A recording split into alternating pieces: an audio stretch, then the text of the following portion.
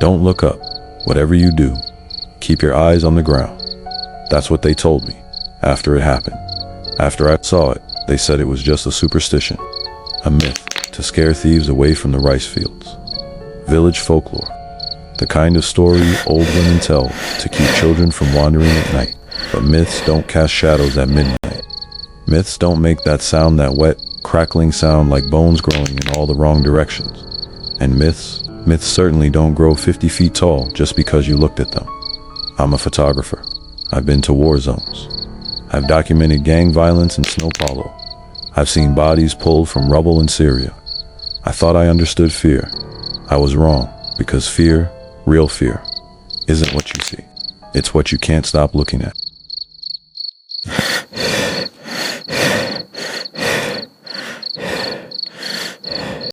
I came to North Sumatra for the beauty. National Geographic was doing a feature on sustainable farming around Lake Toba, and I needed the paycheck. The assignment was simple. Spend a week documenting traditional agricultural practices. Stay with a local family. Capture the authentic village life. Gultom was my host, a farmer, mid-50s. Hands like leather. He was the wealthiest man in the village. His rice harvests were legendary. 3 crops a year when his neighbors barely managed to. His granaries were always full. His water buffalo were always fat. The village was stunning. Exactly the kind of pastoral paradise you'd see on a postcard. But there was something off. The way people looked at Gultom. Not with respect, not even with jealousy, exactly. It was fear. Like they were looking at a man who'd made a deal they didn't understand. A deal that might come due at any moment.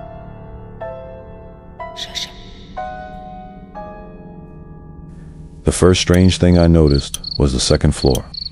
No windows, not boarded up, not covered, just not built. Solid concrete walls where windows should be. When I asked about it, Gultom pretended not to hear me. The second strange thing was the curfew. Don't go outside after sunset, he told me on the first night. The fields aren't safe. I laughed, asked if there were wild boar, tigers, maybe. He didn't laugh back. Here, the night doesn't belong to us, he said. Then he locked the front door. Heavy deadbolt, the kind you use to keep something out, or keep something from seeing in.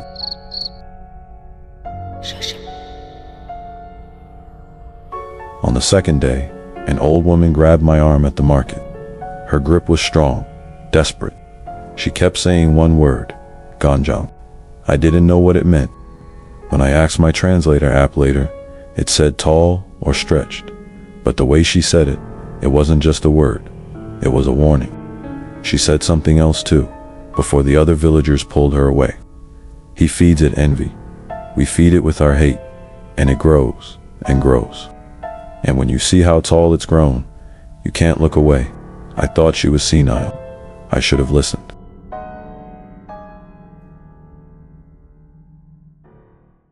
The third night, I heard it. Something in the fields, moving. I'm a documentarian. Curiosity is an occupational hazard. So I did the stupid thing. The thing every horror movie character does. I went to look. I opened the window, Gultom's window that he'd sealed, and I pointed my camera into the darkness. The night vision turned everything green and grainy. I could see the rice paddies, the irrigation channels, the tree line, and then I saw it, standing in the middle of the field, a figure. At first, I thought it was a person, a villager, maybe, checking the crops, but something was wrong about the proportions. The way it stood, too still, like a mannequin. I zoomed in. I pointed my camera at its feet first. Wanted to see if it was wearing boots, shoes, anything human. They were bare. Feet in the water, normal sized. Then I moved the camera up to see its legs. And that's when it started. It was growing. No, not growing, stretching. Every inch my camera traveled up its body, it stretched another foot taller, like it was responding to my attention, feeding on it.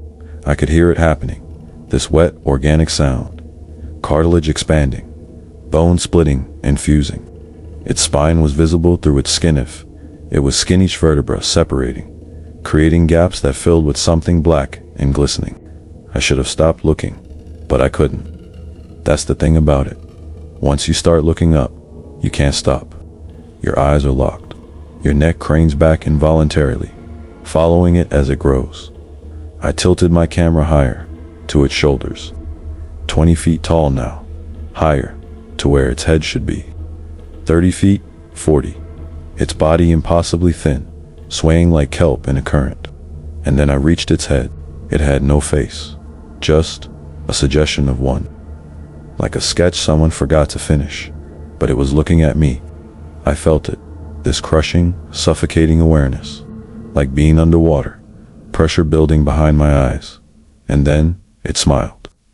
I don't know how I knew it smiled, but I knew, and that's when I ran.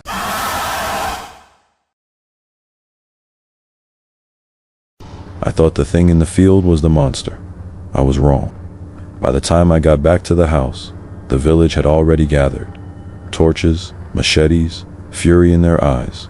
They were screaming at Gultom, calling him a witch, a demon keeper, saying he'd made a pact, that he fed the Begu Ganjang, the souls of their children, for his wealth, that every successful harvest was paid for in blood.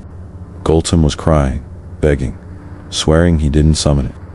He said the creature came on its own, that it was drawn to their envy, their hatred, their resentment, that they had called it, not him.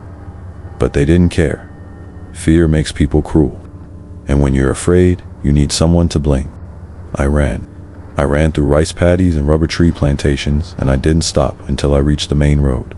A truck driver picked me up at dawn. I told him I'd been mugged, robbed. I didn't mention the rest. The next day, the local news reported a tragic fire. 1 man dead, accidental, they said. A kerosene lamp knocked over. Nobody mentioned the mob. Nobody mentioned the thing in the field. And when I checked my camera later, the footage from the night vision, it was corrupted. Just static and that cracking sound, looping forever. All except one frame. A single image, perfectly clear. The figure, staring at the camera. At me, with its head tilted, like it was curious, like it was memorizing my face.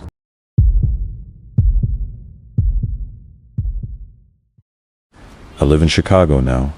I quit freelancing. Got a desk job, editing stock photos. Nothing that requires me to go outside after dark. My therapist says I have PTSD. She prescribed medication. Wants me to do exposure therapy, looking at tall buildings until the anxiety goes away. I told her I'd think about it. I didn't tell her the truth. That every night, when I'm walking home, I feel it. That same suffocating awareness, like something's watching from above. I keep my eyes on the sidewalk.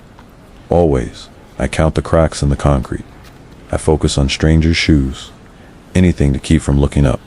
Because twice now, I've felt that pull. That involuntary urge to tilt my head back, to see. And once, just once, I let my eyes flicker up. I saw it between the Hancock Tower and the Prudential Building. A shadow that didn't match any structure. A silhouette that moved when nothing else did. It was only for a second, but it saw me too. I know it did, because the next morning I found muddy footprints on my fire escape, leading up, not down, up. Barefoot, human-sized. At the 7th floor, I live in a city of skyscrapers now. Millions of people, lights everywhere. You'd think I'd feel safe, but I don't, because I've realized something. It doesn't matter where you go, what country, what city. Once you've really seen it once, you've looked all the way up, Pit knows you. And wherever there are tall things, it can reach you. I never look up at the buildings at night anymore. Never. But last night, I saw one of them move. If you're watching this, don't go outside tonight.